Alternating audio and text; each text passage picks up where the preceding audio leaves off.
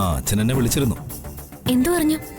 അച്ഛൻ വാങ്ങിയിട്ട വസ്തുവില് പുതിയ വീടിന്റെ പണി ആരംഭിക്കാണെന്ന് പറഞ്ഞു. നല്ല കാര്യം തന്നെ.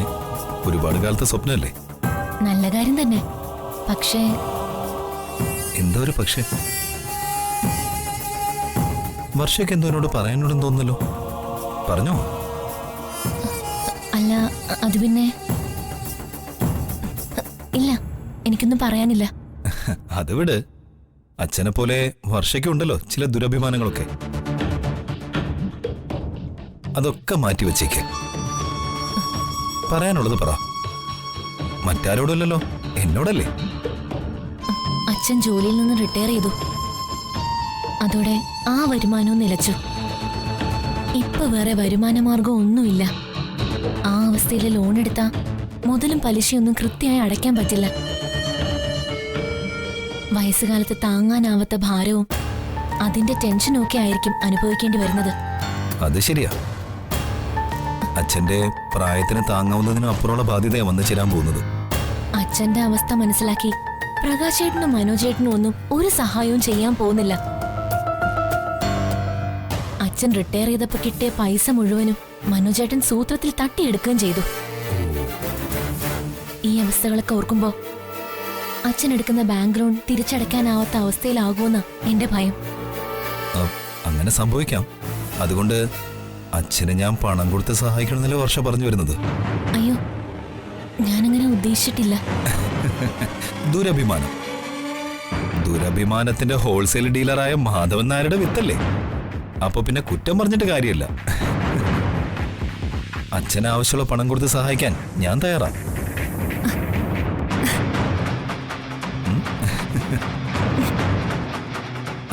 പക്ഷെ ദുരഭിമാനം മൂലം അച്ഛനത് സ്വീകരിക്കൂ എന്നതാണ് പ്രശ്നം. ആ ദുരഭിമാന കുരുക്ക് വർഷം അഴിച്ചു മാറ്റുമെങ്കിൽ എത്ര ക്യാഷ് വേണമെങ്കിലും അച്ഛന് കൊടുത്തേക്കാം. Thank you so much.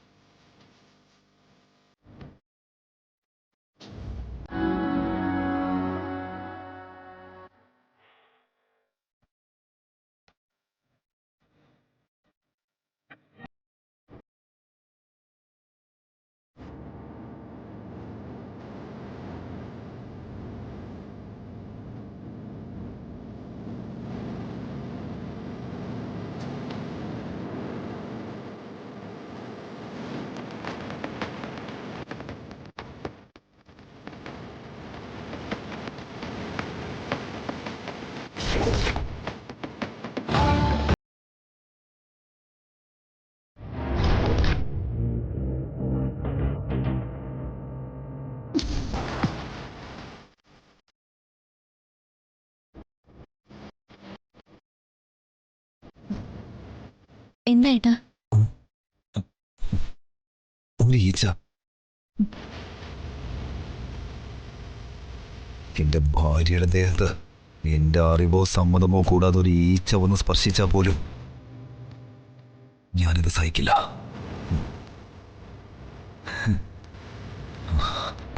കണ്ടില്ലേ?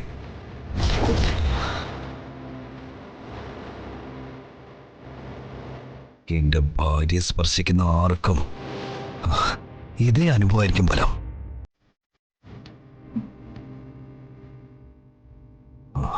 ഭാര്യയുടെ കാര്യത്തില് അത്രയ്ക്ക് സ്വാർത്ഥനാണോ ഏട്ടൻ? നിന്റെ കാര്യത്തില് ഞാൻ സ്വാർത്ഥനാ. നീ എനിക്ക് എത്രമാത്രം പ്രിയപ്പെട്ടതാണെന്നറിയോ? നിന്നെ ആരും നോക്കുന്നത് പോലും എനിക്ക് സഹിച്ചെന്ന് വരില്ല.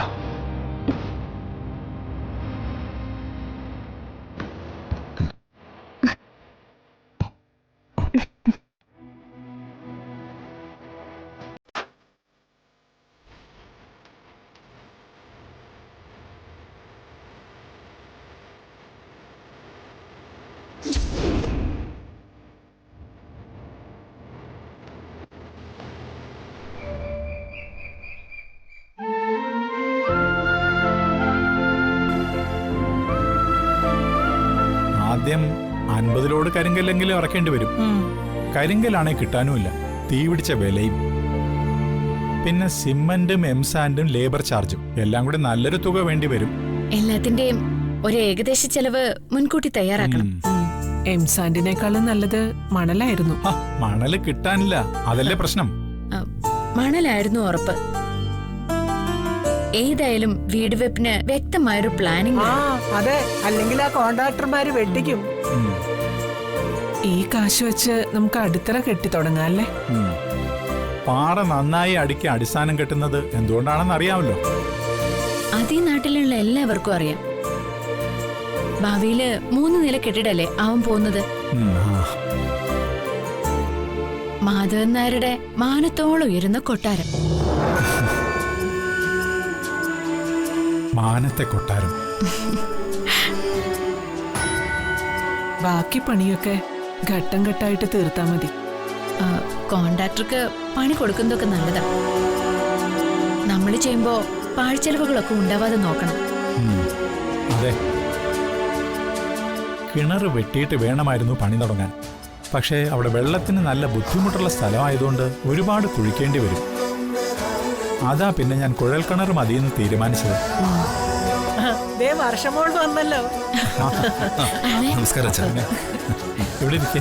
വേണ്ട അച്ഛൻ, ഇത്രയും നേരം കാറിലിരുന്ന് വന്നല്ലേ, ഞാനിവിടെ നിന്നോളാം. സുഖമായിട്ട്. പിന്നെ എന്തൊക്കെയുണ്ട് ചേച്ചി വിശേഷങ്ങൾ? ഓ, എനിക്കെന്തോന്ന് വിശേഷം. നമ്മളൊക്കെ പാവപ്പെട്ടവര്. എന്റെ കെട്ടിയ വലിയ കോടീശ്വരനൊന്നും അല്ലല്ലോ.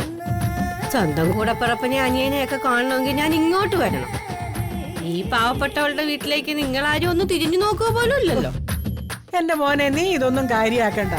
ഇവക്കെ ഒരു 100 കൂട്ടം പരാതിയാ എപ്പോഴും. ഇവളിങ്ങനെയൊക്കെ ആണെങ്കിലും ഇവിടെ കെട്ടിയാനുണ്ടല്ലോ സതീശൻ, നല്ല മര്യാദ, നല്ല അന്തസ്സുള്ള പയ്യനാ. സതീശനെ ഓർത്തെ നിങ്ങൾക്ക് സമയമുള്ളപ്പോ അങ്ങോട്ടൊന്ന് പോണം. അവന് വലിയ സന്തോഷമാണ്. പോവാം മുത്തശ്ശി. അധികം വൈകാതെ നമ്മള് വസന്തേച്ചിയുടെ വീട്ടിൽ വിരുന്ന് പോവാൻ പോവാ. പക്ഷേ വെറുതെ ഭംഗി വാക്ക് പറഞ്ഞാ പോരാ. നീ വിക്രമനും കൂട്ടി വീട്ടിലേക്ക് വരണം. ഫ്രൈഡ് റൈസ് ഒന്നും ഇല്ലെങ്കിലും നല്ല വരാല് വെച്ച് പൊള്ളിച്ച് ചോറ് തരാം. ചേച്ചി മീൻകറിയൊക്കെ നല്ല ടേസ്റ്റ് ആയിട്ട് വെക്കും. ചേച്ചിയുടെ വരാല് പൊള്ളിച്ചത് കഴിച്ചാ ശരിക്കും പറഞ്ഞ നാം കൂടി ഇറങ്ങിപ്പോ. അത് ശരി. വായിക്ക് രുചിയായിട്ട് മീൻകറിയൊക്കെ വെക്കും. പക്ഷേ മനസമാധാനത്തോടെ ഒന്ന് കഴിക്കാൻ സമ്മതിക്കില്ലെന്നേ ഉള്ളൂ. അതെ, അത് സത്യം.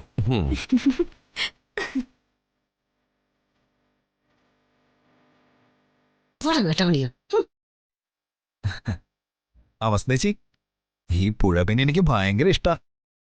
ഒരു ദിവസം നമുക്ക് അവിടെ അടിച്ച് പൊളിക്കാം. ഞങ്ങളുടെ പുഴ നിറച്ചു മീനാ. മോനെപ്പോ വരുന്ന് പറഞ്ഞാ മതി.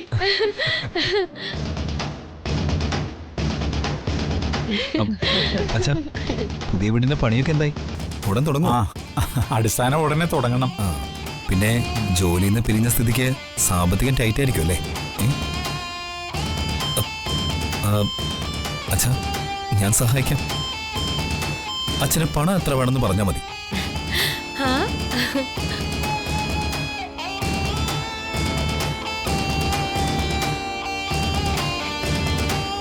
അല്ല, അതിപ്പോ മോനെ ബാങ്കിലെ ലോൺ ശരിയായിട്ടുണ്ട്. അതുകൊണ്ട് ഇപ്പോ അത്ര വലിയ സാമ്പത്തിക ബുദ്ധിമുട്ടൊന്നുമില്ല.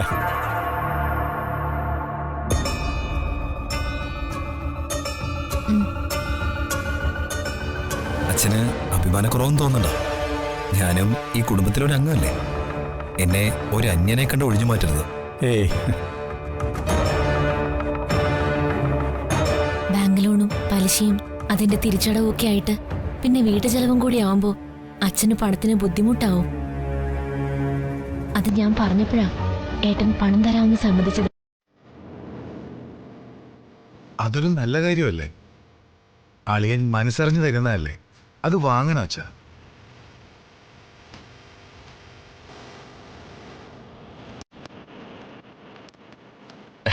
പുതുതായി വെക്കുന്ന വീട്ടില് 5 മക്കൾക്കും തുല്യ അവകാശമായിരിക്കും. അതിലൊരവകാശി വർഷ കൂടിയല്ലേ. ആ നിലയ്ക്ക് പണം സ്വീകരിക്കാം.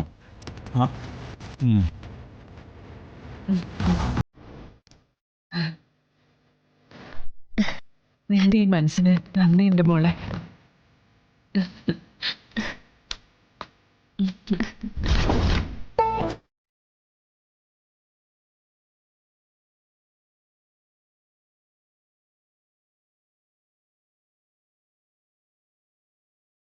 പക്ഷേ എന്താ ഇത്? നിന്നെ ആരും ഉമ്മ വയ്ക്കുന്നത് എനിക്ക് ഇഷ്ടമല്ല. അമ്മയല്ലേ എന്നെ ഉമ്മിച്ചത്. മറ്റാരും ഉമ്മ വെക്കാതെ ഞാൻ സൂക്ഷിച്ചോളാം. എന്താ രണ്ടുപേരും കൂടി ഒരു കുശുകുശുപ്പ്? മാധവ, വിക്രം തരുന്ന പണം ധൈര്യമായിട്ട് വാങ്ങിക്കാം. വേണ്ട.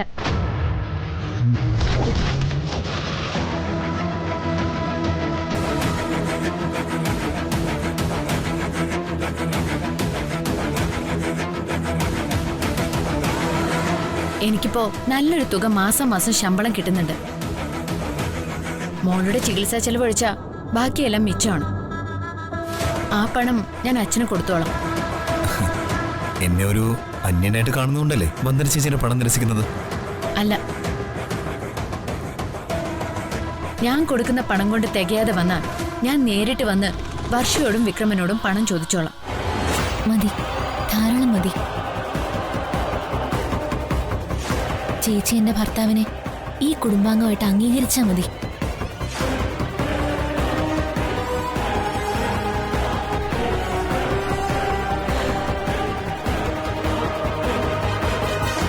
ഇവിടെ വന്ദനെന്നെ കൊച്ചാക്കിയതാണ്. പണത്തിനു വേണ്ടി വന്ദന വന്ന് എന്റെ മുമ്പിൽ മുട്ടിലിടയുന്ന അവസ്ഥ ഉണ്ടാക്കും ഞാൻ.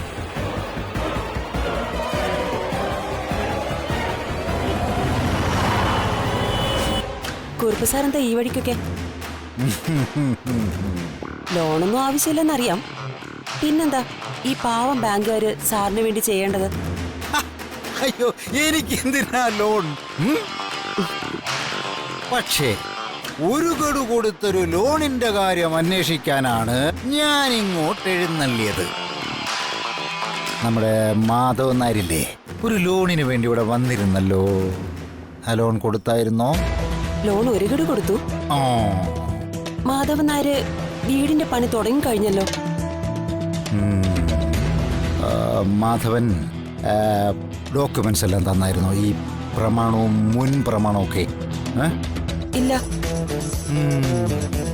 സാറിന്റെ മകൻ ജഗന്റെ ഉറപ്പിന്മേലാ ആദ്യ ഗഡു ലോൺ അനുവദിച്ചത്.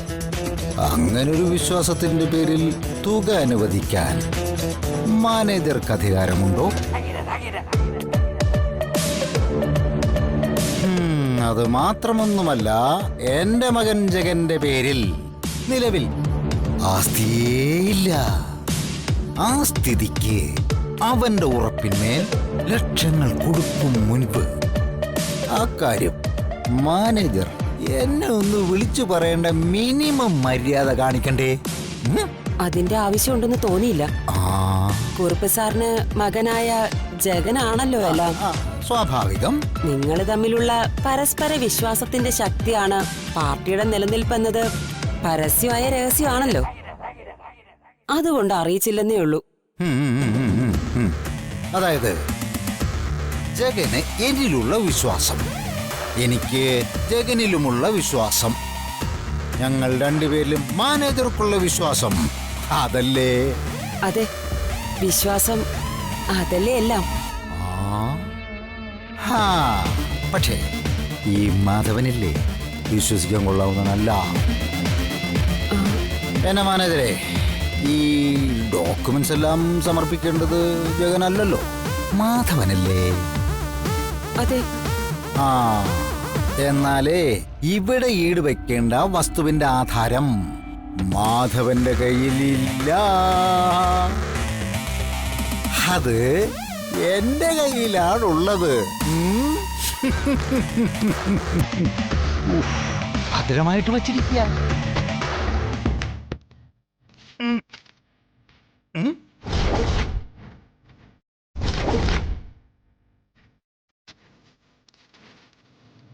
ഈ ആധാരം സാറിന്റെ കയ്യിൽ എങ്ങനെ വന്നു? മാധവൻ നായർ സാറിനെ പണയപ്പെടുത്തിയതാണോ? അല്ല, എന്റെ മാധവൻ നായരുടെ മക്കളിൽ ഒരാൾ എൻ്റെ സുഹൃത്തിനെ പണയപ്പെടുത്തിയതാണ്. മക്കളിൽ ഒരാളോ? അതാരാണ് സർ? അതൊക്കെ സസ്പെൻസ് ആയിട്ട് തന്നെ ഇരിക്കട്ടെ. ആധാരം പണയപ്പെട്ട കാര്യം മാധവൻ അറിയില്ല. അതുകൊണ്ട് തന്നെ ഒറിജിനൽ ആധാരം മാധവൻ ഈ ബാങ്കിൽ സബ്മിറ്റ് ചെയ്യാനും കഴിയില്ല. ഇനി ലോൺ കൊടുക്കുന്ന കാര്യം ഭവതി തന്നെ തീരുമാനിക്കും.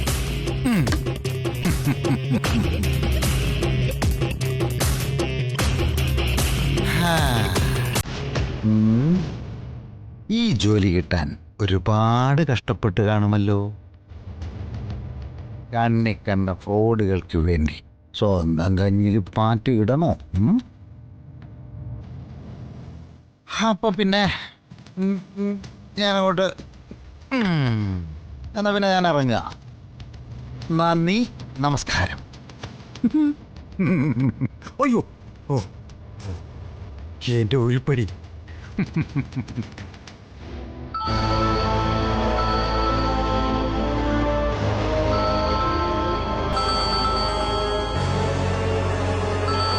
അച്ഛാ, ഇതാരോ വിളിക്കുന്നു. ദേ, കട്ടായി.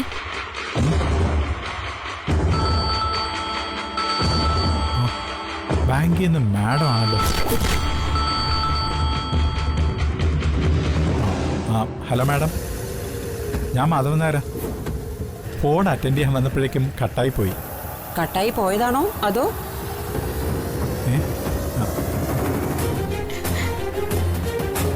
അത് പോട്ടെ, നിങ്ങൾക്ക് ബാങ്കിലോട്ടൊന്ന് വരാൻ പറ്റുമോ? എപ്പോ വരണം മാഡം? ഇപ്പൊ ഒന്ന് വരാൻ പറ്റുമോ? വരാം മാഡം. എന്തു പറ്റി മാഡം? ഡോക്യുമെന്റ്സ് വല്ലതും വേണോ? അതൊക്കെ പറയാം. ആദ്യം മാധവൻ നായർ ബാങ്കിലോട്ടൊന്ന് വരണം. ബാക്കി കാര്യങ്ങളൊക്കെ ഇവിടെ വന്നിട്ട് സംസാരിക്കാം. ശരി ശരി മാഡം. ശരി.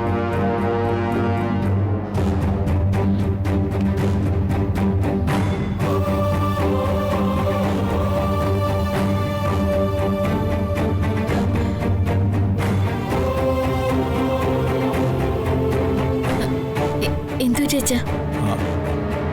മാനേജർ അത്യാവശ്യമായിട്ട് എന്നോട് ബാങ്കിലേക്ക് ചെല്ലാൻ പറഞ്ഞു. അതാണോ കാര്യം? അച്ഛൻ ടെൻഷനൊന്നും അടിക്കണ്ട. എനിക്ക് ആ വഴിക്ക് പോകേണ്ട ഒരു കാര്യമുണ്ട്. ഞാൻ ബാങ്കിൽ ചെന്ന് മാനേജറുമായിട്ട് സംസാരിക്കാം. വേണ്ട മോളെ, ലോൺ എൻ്റെ പേരിലാ. അപ്പോ ഞാൻ തന്നെയാ പോകേണ്ടത്.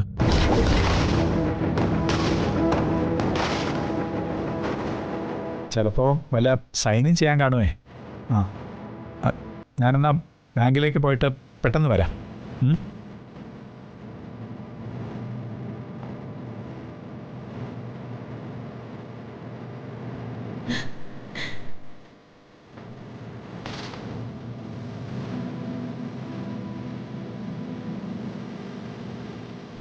എന്തിനായിരിക്കും മാനേജർ അച്ഛനെ വിളിപ്പിച്ചത്?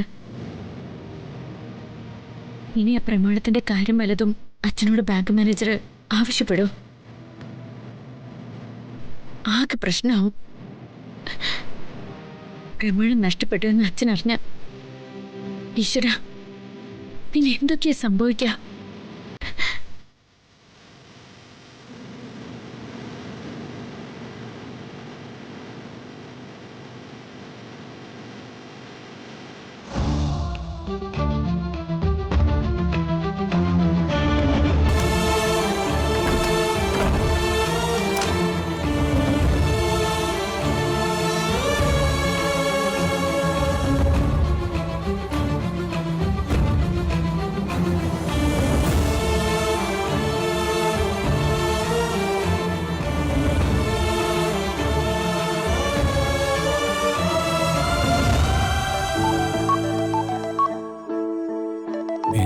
വന്ദനയാണല്ലോ.